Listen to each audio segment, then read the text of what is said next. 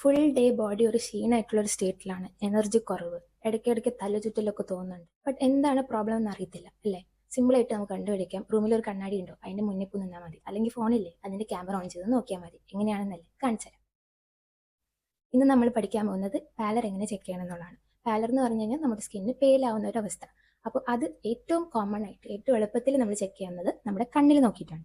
അതല്ലാതെ നമ്മുടെ നാക്കിൽ നോക്കിയിട്ടോ വായുടെ ഉള്ളിൽ നോക്കിയിട്ടോ കയ്യിൽ നോക്കിയിട്ടോ അല്ലെങ്കിൽ നെയിൽ ബഡ്സിൽ നോക്കിയിട്ടൊക്കെ കണ്ടുപിടിക്കാം. പക്ഷേ ഏറ്റവും സിമ്പിൾ ആയിട്ട് കണ്ടുപിടിക്കാൻ പറ്റുന്നത് കണ്ണിൽ നോക്കിയിട്ടാണ്. എങ്ങനെയാണെന്നല്ലേ, കണ്ണ് ദേ അടിയിലുള്ള സ്കിന്ന് പിടിച്ചിട്ട് ഒന്ന് താഴത്തേക്ക് വലിക്കാം. അപ്പോൾ ഇവിടെ കാണുന്ന ഒരു എക്സ്ട്രാ ഇതുണ്ടല്ലോ, ഈ കൺജന്റീവ, അവിടെ നോക്കിയാൽ മതി. അത് ഒരു ബ്ലഡിന് സാമ്യമായിട്ടുള്ള ഒരു ചുവന്ന കളർ ആണെങ്കിൽ അതിനർത്ഥം നിങ്ങൾക്ക് പാലർ ഇല്ല എന്നുള്ളതാണ്.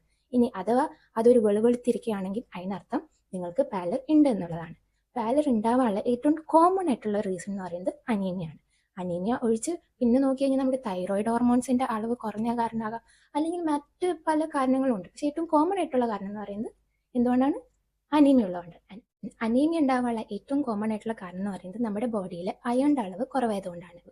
ഒരു ദിവസത്തേക്ക് നമുക്ക് എത്ര അയൺ വേണമെന്ന് ചോദിച്ചു കഴിഞ്ഞാൽ ആണുങ്ങൾക്ക് അത് അറൗണ്ട് 10 മില്ലിഗ്രാം ആണെങ്കിൽ പെണ്ണുങ്ങൾക്ക് അത് അറൗണ്ട് 20 മില്ലിഗ്രാം ആണ്. ആൻഡ് ഇത് നമ്മുടെ ഡയറ്റിൽ കിട്ടിയെന്ന് വരില്ല. അത് കിട്ടാതാകുമ്പോൾ നമുക്ക് അയൺ ഡെഫിഷ്യൻസി അനീമിയ ഉണ്ടാകും. അയൺ കുറവ് കാരണമുള്ള ഈ അനീമിയ ശരിയാക്കാൻ ഏറ്റവും സിമ്പിളായിട്ടുള്ള മാർഗം അയൺ കൂടുതലുള്ള ഫുഡ് കഴിക്കുക എന്നുള്ളതാണ്. നോൺ വെജുകാർക്ക് നിങ്ങൾക്ക് സിമ്പിളായിട്ട് റെഡ് മീറ്റ് അല്ലെങ്കിൽ ഫിഷ് കഴിച്ച് ശരിയാക്കാം. ഇനി വെജിറ്റേറിയൻസ് ആണെങ്കിൽ ഗ്രീൻ ലീഫി വെജിറ്റബിൾസ്, അതായത് സ്പിനാച്ച്, ബ്രൊക്കോളി അതൊക്കെ കഴിച്ചാൽ മതി. ഇനി അതും പറ്റില്ലെങ്കിൽ നട്ട്സ് കഴിക്കാം, ഡ്രൈ ഫ്രൂട്ട്സ് കഴിക്കാം, ലൈക്ക് ഡേറ്റ്സ് അഥവാ റേസിൻസ്, അങ്ങനത്തെ ഫുഡൊക്കെ കഴിച്ചിട്ട് നിങ്ങൾക്ക് നിങ്ങളുടെ ബോഡിയിലുള്ള അയണിൻ്റെ അളവ് കൂട്ടിയെടുക്കാൻ പറ്റും.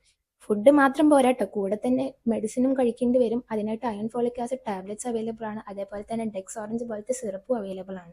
പക്ഷെ നമുക്ക് സ്വന്തമായിട്ട് ആദ്യമേ അയൺ റിച്ച് ഫുഡ് കഴിച്ച് സ്റ്റാർട്ട് ചെയ്യാൻ പറ്റും. ആൻഡ് അത് കഴിക്കുന്ന വഴി നമുക്ക് അനീമിയ ശരിയാക്കി എടുക്കാൻ പറ്റും.